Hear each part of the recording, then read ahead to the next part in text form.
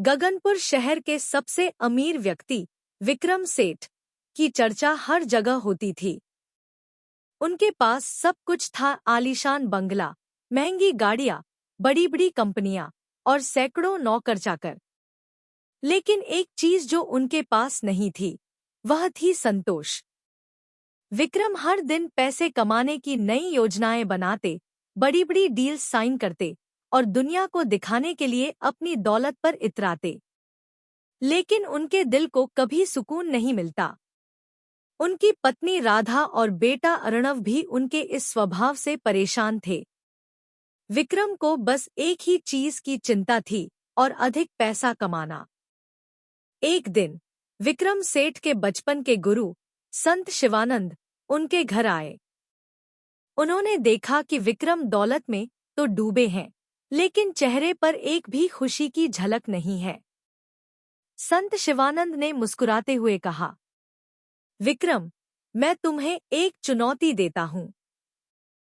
अगर तुम सच्ची दौलत खोज लाओ, तो मैं मान जाऊंगा कि तुम दुनिया के सबसे अमीर आदमी हो। विक्रम हंसते हुए बोले, गुरुजी, मेरी संपत्ति ही मेरी सच्ची दौलत है। लेकिन गुरु ने सिर हिलाया और कहा, नहीं, असली दौलत कुछ और होती है। इसे तुम्हें खुद ढूंढना होगा। विक्रम को गुरुजी की चुनौती स्वीकार थी। वह अपने शहर के सबसे बड़े उद्योगपतियों के पास गया और पूछा, आपकी असली दौलत क्या है? किसी ने कहा, मेरी कंपनियां। किसी ने कहा, मेरा बैंक बैलेंस। किसी ने कहा, मेरी जमीन जायदाद।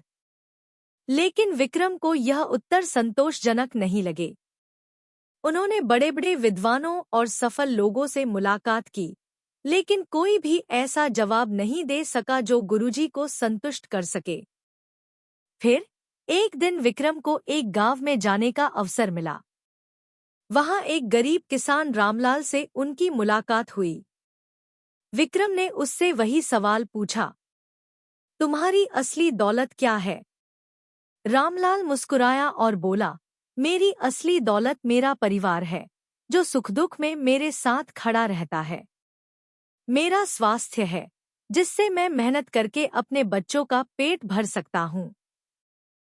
और सबसे बड़ी दौलत मेरा संतोष है, जिससे मैं हर हाल में खुश रहता हूँ। विक्रम यह सुनकर चौंक गए। एक गरीब आदमी, जिसके पास न घर था न बैंक बैलेंस, वह खुद को सबसे अमीर मानता था। जब विक्रम अपने घर लौटे तो उन्होंने अपने बेटे अर्णव को देखा, जो उनसे प्यार करता था, लेकिन विक्रम ने कभी उसके साथ समय नहीं बिताया था।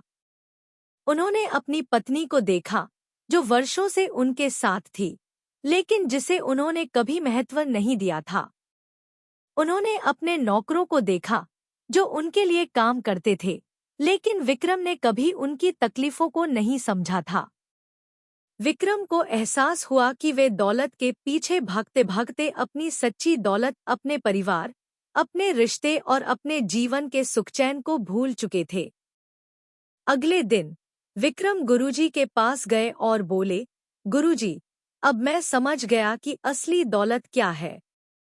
पैसा जरूरी है, लेकिन अगर मन में संतोष और स्नेह न हो तो वह पैसा व्यर्थ है। असली दौलत हमारे रिश्ते, हमारा प्यार और हमारा संतोष है। गुरुजी ने मुस्कुराते हुए कहा, अब तुम सच में अमीर हो गए हो, विक्रम। उस दिन के बाद विक्रम ने पैसा कमाने की अपनी भूख को छोड़ दिया और अपने परिवार और समाज के साथ अधिक समय बिताने लगे।